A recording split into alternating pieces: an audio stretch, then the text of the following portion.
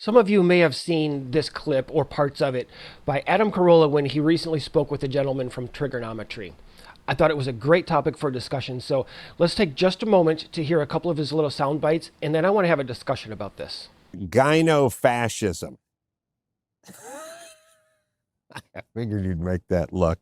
We need more women in positions of power. We need more women making the calls and calling the shots. We need a woman president. We need a woman prime minister. We need more feminine presence, like everywhere. LA is like mostly women, city council. We have a female mayor, and we don't get anything done. The male brain wants to do stuff like go, go, go. Karen Bass and Donald Trump got together 3 days after the fires, and Donald Trump was like, let's get going, move, clean up those lots, let's get building. And she was like, slow it down.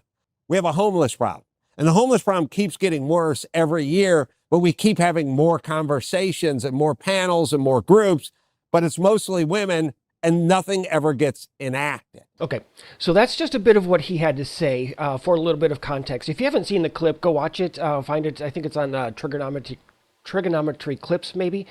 If I remember, I'll put a link for it. It's just a couple of minutes long. But how much truth is there to what Adam Carolla had said and his statements that women drag out decisions and whether they get more or less work done than men? I'll admit, he does make some great points, but he doesn't break it down with any evidence, which is the core of my approach to content that I deliver. So instead of just accepting Carolla's assertions as facts, let's step back and see what evidence there is to support his statements. That's what I've done today, and what we'll review shows up across multiple layers of women's decision-making that will put it all into perspective and give a clear picture of how women's decision-making and propensity to act are shaping our modern culture and everyday lives. It's time to all choose your timeline on the roller coaster of life. At the most basic level, how quickly people make decisions comes down to how much risk they're willing to accept before they act. And this is one of the most consistent findings across behavioral economics and several areas within psychology. When researchers report on decision-making under uncertainty, men and women tend to operate within different thresholds for risk that leads to action. Men typically are more willing to act within a certain amount of risk, while women are more likely to hold off until whatever risk they perceive is reduced. For example, in 1999, researchers Byrnes, Miller, and Schafer conducted a large meta-analysis of 100 studies on gender differences in risk-taking, and the pattern was consistent across domains.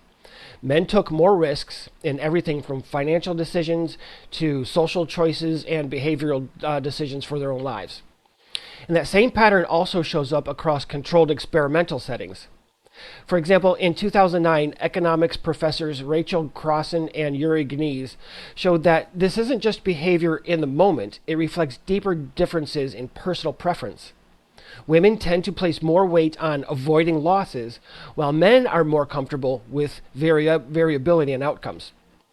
And more recently, in 2012, Charness and Gneezy, someone that I spoke about just a moment ago, they looked at economic decision-making and reported that women were more likely to choose lower risk, lower variance options, while men were more willing to take on higher risk for potentially higher financial returns. When we put this into real-life context, it's very straightforward. Because women are more sensitive to downside risk, they don't act until they've reduced that risk to a level that they're comfortable with. That means more time evaluating options, more time thinking through consequences, and more time waiting for better information.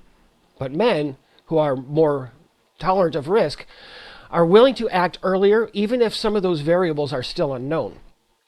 So the difference in speed to act is about where that threshold for risk sits before action is taken. Men are more willing to move with uncertainty, and women are more likely to delay until their uncertainty has been reduced or eliminated altogether. They're waiting to get it 100% correct before making a decision. In essence, men are more likely to say, go now, and women are more likely to say, wait, hold up, I need more information before making a decision. I can't do anything yet. And with that understanding, the rest of the following pattern starts to play out. Because if women need more certainty before acting, they need more to get more information. But how do they get that information, and where do they go for those sources? When women avoid risk, they're less willing to act under uncertainty, as I mentioned. So they start gathering input. They go looking for perspectives, for more data, more options about whether their decision will produce a negative outcome. And that's what closes the gap between perceived risk and taking action. Research in the area of decision making and technology adoption shows this fairly clearly, I think. In 2000, researchers reported that women are more likely to incorporate social input into their decision making, meaning they weigh what other people think, how others might respond, and whether there is broader agreement among others before they move forward. So instead of a woman deciding quickly and acting based on her own internal controls, she expands that process. She brings in more voices, more discussions in meetings, and more evaluation of how the decision affects other people.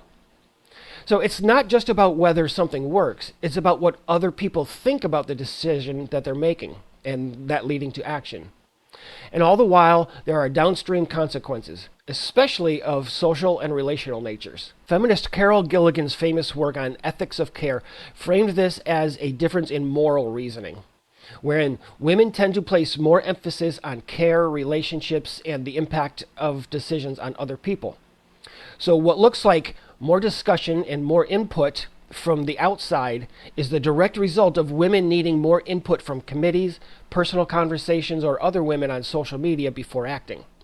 To them, they believe that they're not just deciding, they're evaluating, consulting, and refining, which all sounds great until life moves on without them, and consequences start to pile up as a result of their lack of decision making and subsequent action.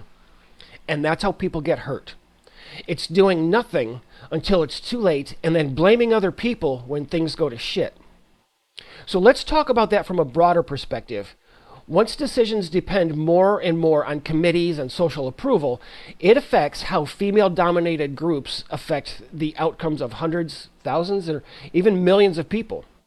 And that's where leadership style comes in. And it's where the personal pattern becomes visible at a structural level. If decision-making relies more on information, more perspectives, and more certainty before acting, then women's leadership naturally shifts toward a model of participation rather than outcomes. And this is a huge problem in areas such as early education, hell, even higher education, along with human resources, and even political offices that are becoming more and more female-dominated. While I have not dived into this far enough to get any evidence, maybe I should at some point, I have a hypothesis that so many of our industries are in such bad shape like they are because they're being run by women, and their inability to make decisions and to act on them is largely a major fact or major reason that everything they run is being driven into the ground. But regardless of any evidence that may exist there, what we do know is that decision-making by women in leadership has been studied and reported for decades. For example, more than 35 years ago, researchers Eagley and Johnson conducted a meta-analysis of 162 separate studies on leadership styles and reported that women were more likely to use democratic or participative approaches, which is just fine if you're trying to decide what handbag to buy. But it's not just fine if you're trying to figure out how to prevent the next wildfire that destroys thousands of homes and costs billions of dollars. On the other hand, men are more likely to use directive styles of leadership decision-making. That means making a decision now, acting on it now, and making course corrections along the way. Anything to get the process started now. In 2003, researchers reinforced this exact pattern in leadership. And what we learn is that women are more likely to use transformational leadership, which emphasizes things like inclusion, communication, and coordination, while men are more likely to lean toward task-oriented approaches that prioritize execution and progress. My interpretation here is that women would rather be liked than to be productive. They don't want anyone thinking poorly of them, even at the risk of doing nothing and suffering very large, widespread negative outcomes as a result. When we understand this as real-time leadership traits, it's very clear. More participation means more consultation. More stakeholder input is required. More perspectives are needed, and more time is spent making sure the decision is acceptable for everyone else. And for women, there's very often a certain amount of emotions driving their decision making. Up to this point, I've described risk, tolerance, information gathering, and leadership style. And all of this is driven by what men and women pay attention to and what they consider important factors in making decisions. And this is where people usually oversimplify it and say that women are emotional and men are logical. And while the data do support this, it requires connecting dots from multiple disciplines and studies that really aren't published outright together. And that's kind of where I have to call out Adam Carolla just a little bit, at least on the surface. And when we oversimplify things like Carolla does, I do agree with his premise, and it turns out that the research bears this out as well. But it's more than just women do this and that and men don't do this and that. Because when we just hit the surface like that, we don't get to the underlying issue. Women are more likely to integrate social and relational approval into their decisions and therefore the subsequent actions. That includes things like how decisions affect other people, how it's perceived, and what the downstream interpersonal consequences might be. Interpersonal consequences, yes, you heard that right. And whether it maintains or disrupts relationships. Two separate studies in the early 2000s showed consistent differences in how emotions are processed and expressed, with women placing greater emphasis on interpersonal context and emotional signals, and that this is framed as a broader difference in empathizing versus tendencies that lean toward outcome-focused thinking. Women tend to score higher on empathizing, which means that they are more likely to prioritize social dynamics in their decisions and actions, while men tend to score higher on outcomes without emotion. And when those priorities are weighted more heavily, we can better understand how it all plays out socially and politically, and how much real long-term harm is created by waiting, gathering more committees, and fear of what people might think. Now let's bring it closer to real life, because this is where it actually matters for men today. At the relationship level, this shows up in a way most men recognize immediately, even if they haven't found the words or the language for it.